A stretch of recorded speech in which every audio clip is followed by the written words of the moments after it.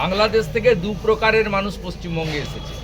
হিন্দুরা এসেছে ধর্ম বাঁচানোর জন্য, তারা অনুপ্রবেশকারী নয়, তারা শরণার্থী, তাদের নিজেদের ধর্ম রক্ষা করার জন্য। তারা ইসলাম গ্রহণ করেনি, তারা বাঁচার জন্য এখানে এসেছে, তারা শরণার্থী। আর যারা বাংলাদেশ থেকে এখানে ঢুকে অবৈধ অনুপ্রবেশকারী, আমার মা বোনেদেরকে, কন্যাদেরকে লাভ জিহাদের ফাঁদে ফেলছে, মহিলাদেরকে তুলে নিয়ে যাচ্ছে, বিয়ে করছে, দুটো বাচ্চা হচ্ছে, ধর্ম পরিবর্তন করছে, তারপরে তাকে কেটে খুন করছে, তারপর আবার একটা বিয়ে করছে।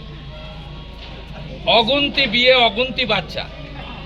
এরা জমি দখল করছে। বর্ডারের ৬০০০ গ্রামে শাঁখ বাজে না, তুলসী মঞ্চ নেই, শিবালয় নেই, নামহট্ট হয় না, শীতলা মায়ের মন্দির নেই, সেখানে প্রদীপ জ্বালানোর লোক নেই। ৬০০০ গ্রামে বর্ডারে, বাংলাদেশ পশ্চিমবঙ্গ সীমান্তে। এ জিনিস তো মেনে নেওয়া যাবে না ভাই, এদের নাম রাখা যাবে না। প্রথমে ডিটেক্ট, চিহ্নিত, তারপরে ডিলিট, তারপরে আমরা বিজেপি আসবো, ডিপোর্ট, ওপারে পাঠাবো।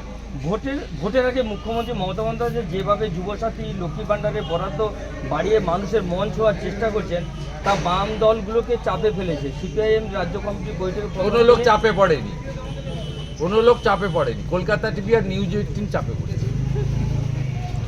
কোনো লোক চাপে পড়েনি। লোক চাকরি চায়।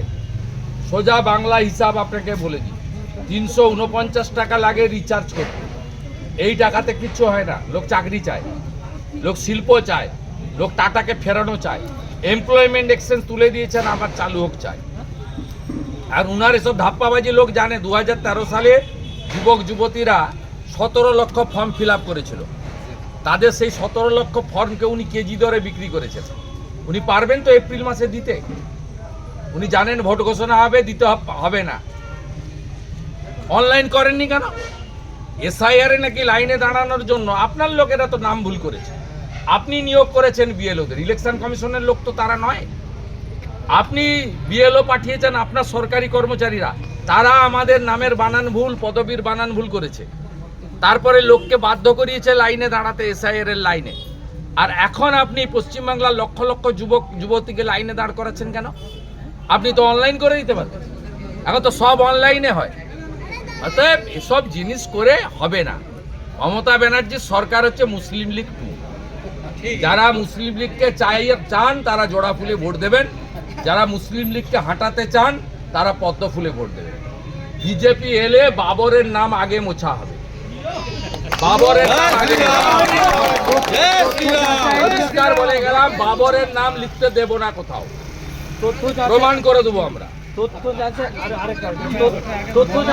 যাচাইয়ের জন্য ডিইওদের কাছে ৬,৬৬,৩২৩ জনের নথি, ৪,৪৪,৯৭০ ভোটার অযোগ্য, ৫ লক্ষ ভোটার অনুপস্থিত। প্রশ্ন, ৫৮ লক্ষ নাম তো আগেই বাদের খাতায়। তাহলে কি চূড়ান্ত তালিকা প্রকাশের আগে আরো লাখ ১০-এর নাম বাদ যেতে পারে? তাহলে কি আরো চাপে পড়ে? না, আমার মুখ থেকে এগুলো আপনি বলতে পারবেন। আমি শুরুর আগে বলেছি কি হতে পারে, সেই ক্যাসেটটা বাজিয়ে দেখুন। শুরুর আগে বলেছি, আর ফাইনাল বলবো ফাইনাল ভোটার লিস্ট বেরোনোর পরে। আমি সব জায়গায় বলেছি ব্রেকফাস্ট হয়েছে, লাঞ্চ হয়নি। লাঞ্চের পরে কথা হবে। প্রভু শ্রী চৈতন্য ৩বার রাত্রি যাপন করেছেন। এই মহাপ্রভুর মন্দিরে আমরা উৎসব করি, এই মহাপ্রভুর আগমনের উৎসব, এবং লাগাতার এটা ৮ বছর ধরে হচ্ছে। অতএব এটা হয় সম্পূর্ণ হিন্দু রীতিনীতি মেনে, বৈষ্ণব রীতিনীতি মেনে। অতএব আমাদের শ্রীপাঠ যে গোপীবল্লভপুর আছে তার সেন্টার, মানে কেন্দ্র, মহাকেন্দ্র, এখানে সেই অনুযায়ী হয়। আমরা হিন্দু হিসেবে এটা করি। আমি মনে করেছিলাম মহাপ্রভু শ্রী চৈতন্যদেব ৩বার এখানে এসেছেন, রাত্রি যাপন করেছেন পুরী যাওয়ার পথে। এটা করা উচিত প্রত্যেক বছর। আমাদের গীতা শিখিয়ে গেছে, ধর্ম রক্ষতে রক্ষিত, আগে হিন্দু পরে সব। আরো ভালো ভালো খবর দেখতে সাবস্ক্রাইব করুন বাংলা হান্টের ইউটিউব চ্যানেল। বাংলা হান্টের আরো খবর দেখতে নজর রাখুন। বাংলা খবর মানেই বাংলা হান্ট।